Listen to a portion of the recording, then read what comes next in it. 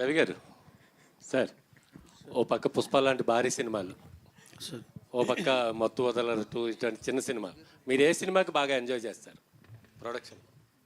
Production అన్నీ సమానం, చిన్న పెద్ద తేడా ఏమి ఉండదు. అవి ఎప్పుడు షూట్కి వెళ్ళినా సరే ఆ రెస్పెక్టివ్ సినిమాని చాలా ఎంజాయ్ చేస్తాం. December 6 పుష్ప రిలీజ్ డేట్ అన్నారు, అది బ్లాక్ డే. బ్లాక్ డే అని ఇంకా బ్లాక్ డే ఏంటండి, మొత్తం కట్టేశారు, అన్నీ అయిపోయినాయి, ఇంకా బ్లాక్ డేలేండి. అదే ఆ రోజు లాక్ చేయడానికి కారణం ఏంటి? లేదు సార్, దాన్ని ఏంటంటే మేము 2 వీక్స్ రన్ చూసుకున్నాం. ఇంకో సినిమా ఏం క్లాష్ లేకుండా సోలో సినిమా లాగా వెళ్దామని. December 20th వచ్చేపాటికి ఓవర్సీస్ ఎఫెక్ట్ అవుతుంది. లయన్ కింగ్ ఇవన్నీ పెద్ద స్క్రీన్లన్నీ, ఐమాక్స్లు ఇవన్నీ.